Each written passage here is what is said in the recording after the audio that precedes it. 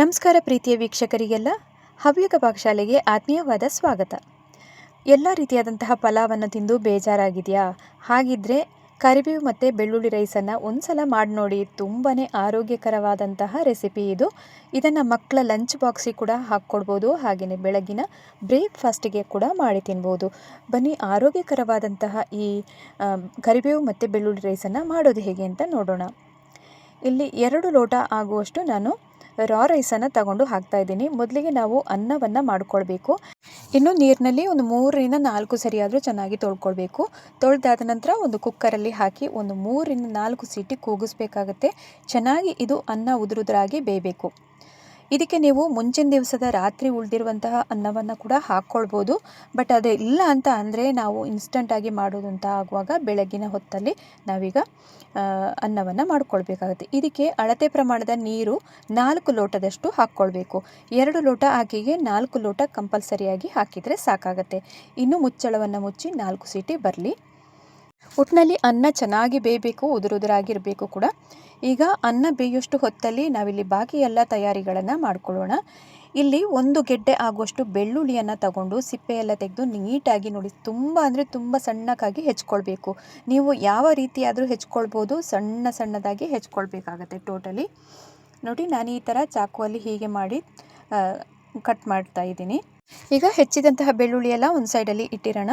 ನಂತರ ನೆಕ್ಸ್ಟ್ ಒಂದು ಸಣ್ಣ ಮಿಕ್ಸಿ ಜಾರನ್ನು ತಗೊಂಡು ಅದಕ್ಕೆ ಈಗ ಕರಿಬೇವಿನ ಸೊಪ್ಪು 4 ಕಡ್ಡಿ ಆಗುವಷ್ಟು ತಗೊಂಡಿದ್ದೀನಿ. 4 ಆದರೂ ಹಾಕ್ಬೋದು ಅಥವಾ ಒಂದು ಸ್ವಲ್ಪ ಜಾಸ್ತಿ ಹಾಕಿದರೂ ಅಡ್ಡಿ ಇಲ್ಲ. ಚೆನ್ನಾಗಿ ನೀಟಾಗಿ ವಾಶ್ ಮಾಡಿ ಆದ ನಂತರ ಮಿಕ್ಸಿ ಜಾರಿಗೆ ಈಗ ಹಾಕ್ತಾಯಿದ್ದೀನಿ. ಎಲ್ಲ ಬಿಡಿಸ್ಕೊಂಡು ಹಾಕ್ಕೊಳ್ಬೇಕು. ನಂತರ ಈಗ ಒಂದು ಸ್ವಲ್ಪ ನೀರನ್ನು ಹಾಕಿ ನುಣ್ಣಗೆ ರುಬ್ಬಿ ತರಬೇಕೀಗ. ನೋಡಿ, ಇದು ಸ್ವಲ್ಪ ನೀರಾಗೇ ಇರಲಿ, ಪರವಾಗಿಲ್ಲ. ನಾವೀಗ ಎಣ್ಣೆಯಲ್ಲಿ ಹಾಕಿ ಅದು ಹುರಿದಾಗ ಚೆನ್ನಾಗಿ ಅದು ಅದರ ನೀರಿನ ಅಂಶ ಎಲ್ಲ ಹೋಗುತ್ತೆ. ಈಗಾಗಲೇ ಅನ್ನ ಕೂಡ ಚೆನ್ನಾಗಿ ಬೆಂದಿದೆ, ಇಲ್ಲಿ ನೋಡ್ತಿರ್ಬೋದು ನೀವೀಗ. ಇನ್ನು ಇದನ್ನು ತಣ್ಣಗಾಗೋದಕ್ಕೆ ಬಿಡಬೇಕಾಗತ್ತೆ. ಅದಕ್ಕಾಗಿ ಒಂದು ದೊಡ್ಡ ತಟ್ಟೆಗೆ ಹಾಕ್ತಾ ಇದ್ದೀನಿ ಅನ್ನವನ್ನು. ಈಗಾಗಲೇ ಅನ್ನ ಕೂಡ ತುಂಬ ಉದುರಾಗಿ ಬಂದಿರುತ್ತೆ. ಅಳತೆ ಪ್ರಮಾಣವನ್ನು ಅಷ್ಟೇ ಹಾಕ್ಕೊಳ್ಳಿ, ಅದಕ್ಕಿಂತ ಜಾಸ್ತಿ ನೀರನ್ನು ಹಾಕೋದಕ್ಕೆ ಹೋಗಬೇಡಿ. ನಾವು 2 ಲೋಟ ಅಕ್ಕಿಗೆ 4 ಕಪ್ ಆಗುವಷ್ಟು 4 ಲೋಟ ಆಗುವಷ್ಟು ನೀರನ್ನು ಹಾಕಿದರೆ ಸಾಕಾಗುತ್ತೆ. ಈಗ ನೋಡಿ, ಸರಿಯಾಗಿ ಆರೋದಕ್ಕೆ ಬಿಡ್ತಾ ಇದ್ದೀನಿ. ಅನ್ನವನ್ನೆಲ್ಲ ಚೆನ್ನಾಗಿ ಹರಡ್ಕೊಂಡಿದ್ದೀನಿ. ಅದೊಂದು ಸೈಡಲ್ಲಿ ಸರಿಯಾಗಿ ತಣ್ಣಗಾಗ್ತಾ ಇರಲಿ. ಇಲ್ಲಿ ನಾವೀಗ ಸ್ಟವ್ ಮೇಲೆ ಒಂದು ದೊಡ್ಡ ಕಡಾಯಿಯನ್ನು ಇಟ್ಕೊಂಡಿದ್ದೀನಿ. ಅದಕ್ಕೆ 2.5 ಟೇಬಲ್ ಚಮಚ ಆಗುವಷ್ಟು ಕೊಬ್ಬರಿ ಎಣ್ಣೆಯನ್ನು ಹಾಕ್ಕೊಳ್ತಾ ಇದ್ದೀನಿ. ಸ್ವಲ್ಪ ಇದು ಎಣ್ಣೆ ಮುಂದಾಗಿದ್ದರೆ ನಿಮಗೆ ಚೆನ್ನಾಗಿ ಬರುತ್ತೆ ರೈಸ್ ಕೂಡ. ಇನ್ನು 1 ಚಮಚ ಆಗುವಷ್ಟು ಸೋಂಪು ಕಾಳನ್ನು ಹಾಕ್ಕೊಳ್ಬೇಕಿಲ್ಲಿ. ನಂತರ ಒಂದು ಅರ್ಧ ಚಮಚ ಆಗುವಷ್ಟು ಜೀರಿಗೆಯನ್ನು ಹಾಕಿ ಆದ ನಂತರ ಸ್ವಲ್ಪ ಸಿಡಿಬೇಕು. ಸಿಡಿದಾದ ನಂತರ ನಾವು ಸಣ್ಣದಾಗಿ ಹೆಚ್ಚಿರುವಂತಹ ಬೆಳ್ಳುಳ್ಳಿಯನ್ನು ಇಲ್ಲಿ ಹಾಕ್ಕೊಳ್ತಾ ಇದ್ದೀನಿ. ನಂತರ ಒಮ್ಮೆ ಚೆನ್ನಾಗಿ ಇದನ್ನು ಮಿಕ್ಸ್ ಮಾಡ್ಕೊಳ್ಳಿ. ತುಂಬ ಲೋ ಫ್ಲೇಮಲ್ಲೇ ಇದನ್ನು ಮಾಡ್ಕೊಳ್ಳಿ. ಈಗ ಬೆಳ್ಳುಳ್ಳಿ ಎಲ್ಲ ಹಸಿ ವಾಸನೆ ಹೋಗೋ ತನಕ ಹುರಿದಿದ್ದಾಯಿತು. ಇನ್ನು ನಂತರ ಇದಕ್ಕೆ ನಾವಾಗಲೇ ರುಬ್ಬಿ ಇಟ್ಟಂತಹ ಕರಿಬೇವಿನ ಮಿಶ್ರಣ ಏನಿದೆ ನೋಡಿ, ಅದನ್ನು ಹಾಕ್ಕೊಳ್ಬೇಕು.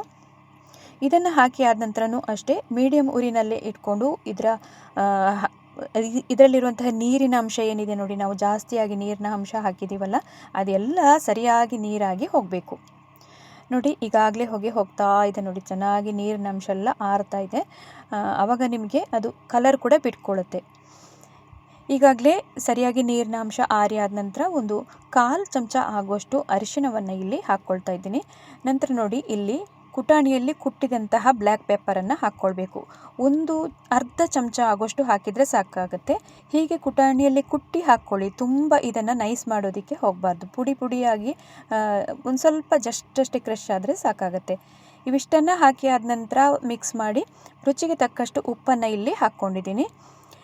ಉಪ್ಪನ್ನು ಹಾಕಿ ಆದ ನಂತರನೂ ಅಷ್ಟೇ ಸರಿಯಾಗೊಮ್ಮೆ ಮಿಕ್ಸ್ ಮಾಡ್ಕೊಳ್ಬೇಕು. ಈಗ ಲಾಸ್ಟ್ ಹಂತದಲ್ಲಿ ನಾವು ತಣ್ಣಗಾಗೋದಕ್ಕೆ ಬಿಟ್ಟಂತಹ ಅನ್ನ ಏನಿದೆ ನೋಡಿ, ಅದನ್ನು ಹಾಕಿ ಸರಿಯಾಗಿ ಮಿಕ್ಸ್ ಮಾಡ್ಕೊಳ್ಳೋಣ. ಆದಷ್ಟು ಕೈಯಲ್ಲಿ ಒಂದು ಸ್ವಲ್ಪ ಪುಡಿ ಮಾಡ್ಕೊಳ್ಳಿ. ಇದು ಸ್ವಲ್ಪ ಗಟ್ಟಿಯಾಗಿರುತ್ತೆ ನೋಡಿ, ಅಲ್ಲಲ್ಲಿ ಗಟ್ಟಿಯ ಅಂಶ ಇರುತ್ತೆ, ಅದೆಲ್ಲ ಚೆನ್ನಾಗಿ ಇದು ಪುಡಿ ಆಗಬೇಕು. ಅದಕ್ಕಾಗಿ ನೀರಿನ ಅಂಶವನ್ನು ಜಾಸ್ತಿ ಹಾಕೋದಕ್ಕೆ ಹೋಗಬೇಡಿ. ಆದಷ್ಟು ಡಬ್ಬಲ್ ಪ್ರಮಾಣವನ್ನು ಹಾಕಿದರೆ ಸಾಕಾಗುತ್ತೆ. ಇನ್ನು ಉರಿಯನ್ನು ಆಫ್ ಮಾಡಿಕೊಂಡು ಕೆಳಗಡೆ ಇಳಿಸಿದ ನಂತರ ನಾವಿದನ್ನು ಚೆನ್ನಾಗಿ ಮಿಕ್ಸ್ ಮಾಡ್ಕೊಳ್ಳೋಣ. ತುಂಬ ರುಚಿಕರವಾದಂತಹ ಕರಿಬೇವು ಮತ್ತು ಬೆಳ್ಳುಳ್ಳಿ ರೈಸ್ ಕೂಡ ತಯಾರಾಗುತ್ತೆ. ನಾನು ಈಗಾಗಲೇ ಇದರಲ್ಲಿ ಸ್ವಲ್ಪ ಗೋಡಂಬಿಯನ್ನು ಹಾಕ್ಕೊಂಡಿದ್ದೀನಿ. ಆಗಲೇ ತುಪ್ಪದಲ್ಲಿ ಹುರ್ಕೊಂಡು ಇಟ್ಕೊಂಡಿದ್ದೀನಿ, ಅದನ್ನು ಕೂಡ ಹಾಕ್ಕೊಳ್ಬೋದು. ಮತ್ತು ಸ್ವಲ್ಪ ಲಾಸ್ಟಲ್ಲಿ ನಿಂಬೆಹಣ್ಣಿನ ರಸವನ್ನು ಹಾಕ್ಕೊಳ್ಬೇಕಾಗತ್ತೆ. ಈಗಾಗಲೇ ಚೆನ್ನಾಗಿ ಮಿಕ್ಸ್ ಮಾಡ್ಕೊಂಡಿದ್ದೀನಿ. ಇನ್ನು ನೋಡಿ, ಅರ್ಧ ಹೋಳಾಗುವಷ್ಟು ನಿಂಬೆಹಣ್ಣಿನ ರಸವನ್ನು ಇದಕ್ಕೆ ಕೊನೆಯದಾಗಿ ಹಾಕ್ಕೊಳ್ಬೇಕು. ಮತ್ತು ನಂತರ ಸಣ್ಣದಾಗಿ ಕಟ್ ಮಾಡಿರುವಂತಹ ಕೊತ್ತಂಬರಿ ಸೊಪ್ಪನ್ನು ಕೂಡ ಹಾಕ್ಕೊಳ್ಬೇಕು. ಈಗ ನಿಂಬೆಹಣ್ಣಿನ ರಸ ಹಾಕಿ ಆದ ನಂತರ ಒಮ್ಮೆ ಮಿಕ್ಸ್ ಮಾಡ್ಕೊಳ್ಳೋಣ.